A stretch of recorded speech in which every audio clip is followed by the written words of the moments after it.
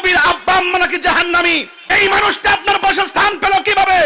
আপনার তো দরকার ছিল ক্ষমতায় এসে তার বিরুদ্ধে আইন প্রয়োগ করে তাকে গ্রেফতার করা। ইমানের বেলায় নবীর আব্বা, নবীর মা, নবীর ভাই, নবীর ফোলা কোনো ছাড় নাই। সাহাবীরে, তোমার আব্বার আমার আব্বার গতি একটাই, এক জায়গায়, তারা জাহান্নামে। নবীর আব্বা আম্মা কি জাহান্নামী? জাহান্নামী গায়ে লাগে না? না ক্ষমতা লাগবো নাকি? সিয়াল লাগবো নাকি? হ্যাঁ, যার ভিতরে নবী আছে, যার ভিতরে নবীর মোহাব্বত আছে, আমরা তার সাথে আছি।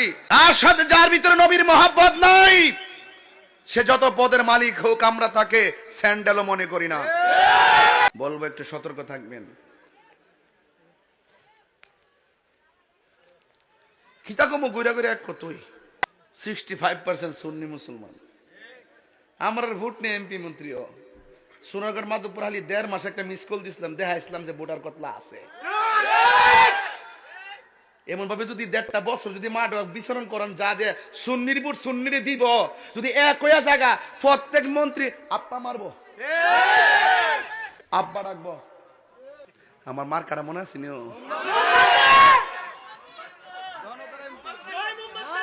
মারহাবাগন আর যখন মারহাবা। এক মাহফিলে ওই দিন গেছিলাম, ওই দিন যাওয়ার পরে একজন আমার কোন দল করে কইতাম না, আমার হুজুর রাজনীতি আলাপ করেন না।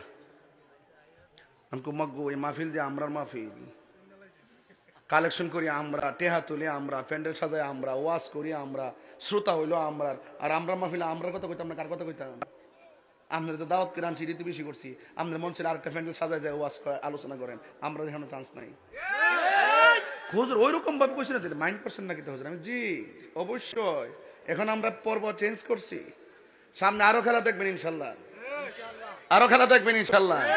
আমরা বুঝে গেছি কি করতে হবে, সময় মতো বুঝে গেছি ইনশাল্লাহ।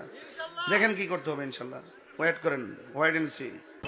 ওই দিন যে হাদিসটা বলেছিলাম রাসূল সাল্লাল্লাহু আলাইহি সাল্লামের আব্বা আম্মার পরকালীন গন্তব্য সম্পর্কে, অনেক ভাইয়েরা অসংখ্য গালিগালাজ করেছেন। এগুলো তো না জেনে করেছেন। এক একটা গালির জন্য একসময় আফসোসও করবেন, দুনিয়া করার সুযোগ না হলেও পরকালে করবেন। যেখানে কাউলি হাদিস, আল্লাহ রাসূল সাল্লাল্লাহু আলাইহি সাল্লাম ডিসিশন দিচ্ছেন তার পিতামাতার ব্যাপারে, হাদিস সরাসরি আল্লাহ রাসূল সাল্লাল্লাহু আলাইহি সাল্লাম বলছেন। হুজুরের মাহফিলে এক লোকে প্রশ্ন করল, ইন্না রাজুলান সাআলান নবী সাল্লাল্লাহু আলাইহি সাল্লাম, ইয়া রাসূলুল্লাহ সাল্লাল্লাহু আলাইহি সাল্লাম আইনা আবি, ইয়া আল্লাহর রাসূল আমার আব্বা কোথায়, তার গন্তব্য কোথায় হুজুর? আব্বা তো মারা গেল। রাসূল বললেন ফিন্নার, তোমার আব্বা জাহান্নামে। ফালাম্মা কাফা, যখন লোকটা চলে গেল রাসূল সাল্লাল্লাহু আলাইহি সাল্লাম তাকে ডেকে নিয়ে আসলেন। এরপরে বললেন ইন্না আবি ও আবাক ফিন্নার। সাহাবীরে, তোমার আব্বার আমার আব্বার গতি একটাই, এক জায়গায়, তারা জাহান্নামে। এই যে কথাটা মুসলিম শরীফের হাদিস, হাদিস নম্বর 203। আর ওনার আম্মার ব্যাপারে সাইয়েদনা আবু হুরায়রা রাদিয়াল্লাহু তাআলা আনহু হাদিসের রাবি, আল্লাহ রাসূল সাল্লাল্লাহু আলাইহি সাল্লাম নিজে বলছেন, নিজেই, যারা নবী সাল্লাল্লাহু আলাইহি সাল্লাম কাবরা উম্মিহি, তার আম্মার কবর জিয়ারত করলেন, ফাবাকা, তিনি কাঁদলেন, ও আবকা মান হাওলাহ। দেখেন হাদিসটা কত সুন্দরভাবে, অনলাইনের মতো। তার পাশে যারা ছিল সাহাবীরা, তারাও কাঁদলো, কি ভালোবাসা।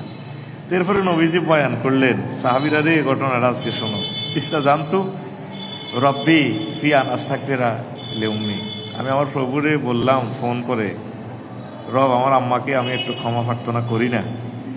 আল্লাহ জাল্লা শাহানু, আল্লাহ রাসূল বলছেন ফালামি উজানলি। দেখেন মোতাকাল্লিমের সিগার, আমাকে আমার রব এটা অনুমতি দেয় নাই। তবে জানতুহু ফিয়ান আজুরা কাবরাহা, এরপরে বললাম আল্লাহ অন্তত আমার কবরটা টোর করার একটা অনুমতি দেন না, ক্ষমা না প্রার্থনা করতে পারলাম না, আমার কবরটা একটু জিয়ারত করি। ফাউজিন আলী, আল্লাহ রসুল নিজে বলছেন আমাকে আমার রব অনুমতি দিয়েছেন। আল্লাহ রসুল সাল্লাল্লাহু আলাইহি সাল্লাম এরপর আমাদের জন্য একটা মেসেজ দিচ্ছেন। কত সুন্দর হাদিস, স্পষ্ট বর্ণনা, কথাতে কোনো প্যাঁচ নাই। রাসূল সাল্লাল্লাহু আলাইহি সাল্লামের কথাতে তো কোনো প্যাঁচ থাকতেই পারে না। আল্লাহ রসুল সাল্লাল্লাহু আলাইহি সাল্লাম বলেন, ফাজুরুল কবুরা ফাইন্নাহা তুযাক্কিরুল মাউত, তোমরা কবর জিয়ারত করো, করলে তোমাদের একটা উপকার হবে, পরকালের কথা তোমাদের স্মরণ আসবে। মৃত ব্যক্তির আর যাই হোক, তার উপকার হোক বা নাই হোক, তোমরা যারা জীবিত আসো তোমাদের ইমান নসিব হবে, আমলের তারগিব আসবে।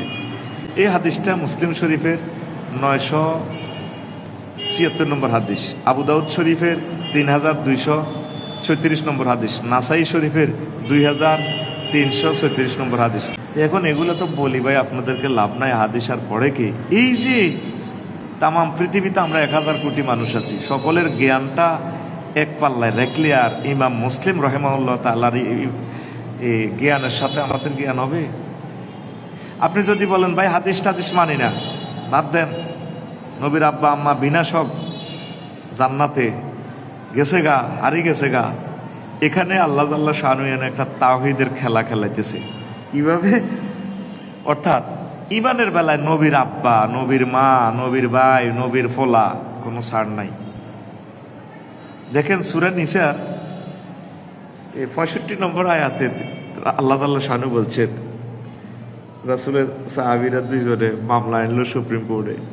তারা মামলা লই তোদমত গায়, হুজুরের রায় মানবো কি মানতো না। আল্লাহ নিজেরই নিজে শপথ করতেছেন এই একটা আয়াতে, ফালাওয়া রাব্বিক, হে নবী আমনের রবের শপথ করে লাগছে আল্লাহ। কয় না খোদা তোর দুয়ারও তোর বিচার। ও মা যেরকম তোর মা তোরে খাক, মায়ে আমারে গালি দিতেছে, এরে তোর মা তোরে খাক। আল্লাহ কয় নবীও আমনের রবের কসম, রবে কসম করতেছে, রবের নামে নবীরে হুনার কি ভালোবাসা। লা ইউমিনুন হাত্তা ইউহাক্কিমুক ফিমা শাজারা বাইনাহুম। আপনার সাহাবীরা, আপনার উম্মতেরা দুইজনে যদি ঝগড়া বিবাদ করে, আপনার ডিসিশন, আপনার রায় যদি না মানে, তারা কখনো মুমিন হতে পারবে না।